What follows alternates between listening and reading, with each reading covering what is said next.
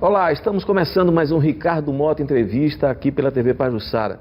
Esta semana o nosso convidado é um jovem deputado estadual eleito pela primeira vez pelo DEM, exatamente Davi Maia, que tem cumprido o papel de oposicionista e oposicionista de muita contundência.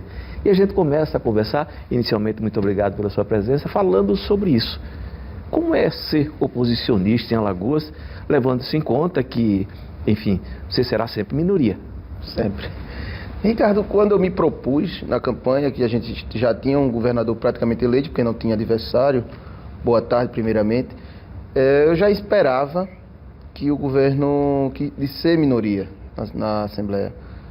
Mas eu fiz uma campanha contra o governo, não teria porquê, depois de eleito, aderir ao governo. E Alagoas sofre, não de agora, de muitos anos, de ser um estado adesista, onde toda a classe política sempre pende para o governo da hora. Independente de ser um governo mais à direita, mais à esquerda, mais ao centro, independente de quem seja, todo mundo aqui tem a mania de ser governo. Essa postura ideológica, a gente vai falar sobre ela daqui a pouco, mas antes, veja só, você teve algum momento em que o governador chamou, disse, olha, vamos compor aqui em nome de Alagoas, coisas assim, que é um discurso mais ou menos comum? Não, em momento algum. Na eleição até que sim, a gente por 2 vezes se encontrou, o governador pediu meu voto. Eu disse que ele já tinha os votos da minha casa que ele queria, que lá no meu interior meu pai vota nele, a minha mãe, que não precisava do meu. Mas eu particularmente não votei nele, não votaria nele e fiz campanha pedindo voto para que as pessoas escolhessem dentre os outros candidatos, que teriam pouca expressão política, mas qualquer um e preferi votar em um deles. Pois é, você disse, seu pai e sua mãe, quer dizer, votaram no governador Renan Filho, seu pai é prefeito, né? Enfim, como é que é isso dentro de casa? É complicado, mas eu já sou acostumado com isso há muito tempo. Dificilmente eu achei... Você destoou da família? Sempre destoei. Meu pai é do movimento estudantil, foi do antigo Partido Comunista, depois foi muito tempo do PSB, e eu sempre estive no PFL e depois no Democrata, nunca segui a mesma linha ideológica do meu pai. Inclusive, em Quebrangulo mesmo, eu pedi voto para o senador Rodrigo Cunha, enquanto meu pai votava no senador Renan Calheiros, e eu pedi voto para o Rodrigo Cunha e para o senador Benedito de Lira. Então, assim, cada um respeite o seu lado. Graças a Deus, meu pai votou em mim. Pelo menos isso, né? Pelo menos isso. Mas como tem sido essa experiência para você na Assembleia Legislativa? Hoje, a Assembleia, quer dizer, num primeiro momento, deu um grito de independência, né, por conta da eleição para a mesa diretora, mas a gente sabe que a tendência é ir se diluindo, digamos assim, essa independência, e passando a ser cada vez mais governista a casa. Como tem sido a experiência até agora? Eu estou achando que a casa assumiu um papel muito importante e diferente do que a gente está acostumado.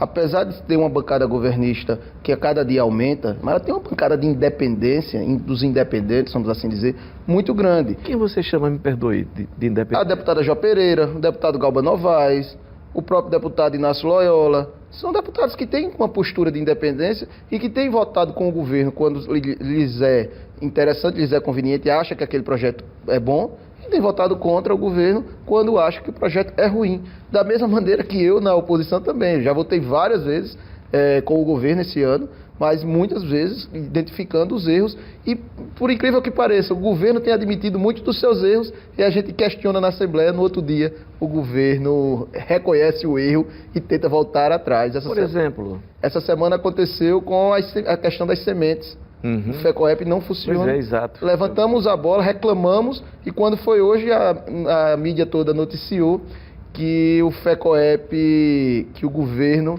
irá comprar emergencialmente as sementes, porque pela primeira vez na história, no dia de hoje ainda não tem nem licitação. Em todos os anos, no prazo de hoje, entre o São José e o dia de São José e a Semana Santa, nós sempre tínhamos a compra das sementes para ser distribuído com o pequeno agricultor.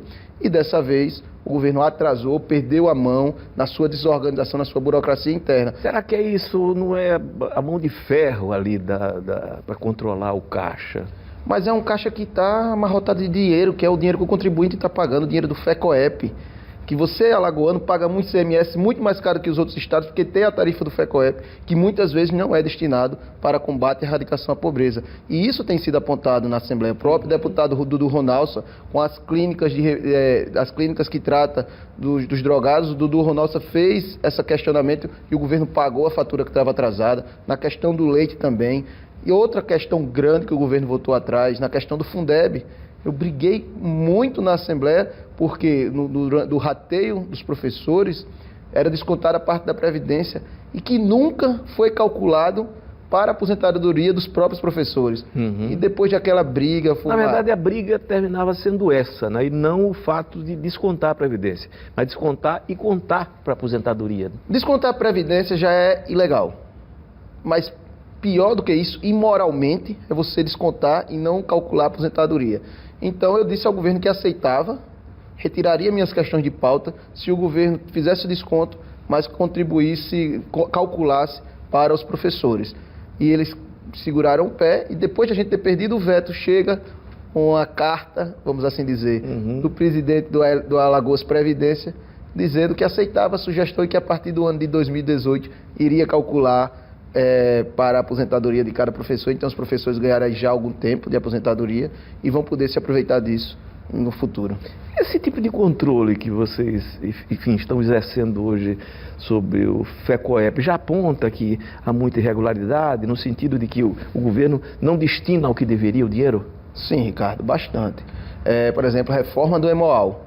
Mas os hospitais novos também, né? Por mais que entendamos as necessidades do EMOAL, dos hospitais, mas não deveria ser fruto do FECOEP, a não ser que o governo simplesmente mude o nome do programa e bote Fundo de Apoio e Atenção à Saúde. Simples, resolve. Mas não Fundo de Combate e Erradicação à Pobreza. Por mais que entendamos a necessidade dos hospitais, por mais que seja compreensível que o pobre que não tem acesso vá no hospital desse, mas o problema é de onde está vindo este recurso. E pior do que isso, programas necessários para erradicar e combater a pobreza, que inclusive em Alagoas aumenta a cada ano. Ano passado nós ficamos na penúltima colocação, perdendo só para o Maranhão, e aumentamos em 1,5% a quantidade de pessoas na linha da pobreza. E o programa já dura 20 anos. O Brasil todo também, né? Mas o programa já dura 20 anos em Alagoas. Quais são os estados brasileiros que temos o programa? Alagoas e Pernambuco. Em Alagoas só aumenta a quantidade de pobres. Então, mostra que o programa tem sido ineficiente. Porque os programas que verdadeiramente combatem e erradicam a pobreza, o governo... Erradicar não erradicam, não. O governo ou está dando as costas, ou não está trabalhando nele. Olha, muita gente disse que você pretende ser uma cópia do Rodrigo Cunha, que foi o modelo que deu certo. O deputado Rodrigo Cunha se elegeu senador com uma votação espetacular. Como é que você vê isso? Você responde daqui a pouquinho.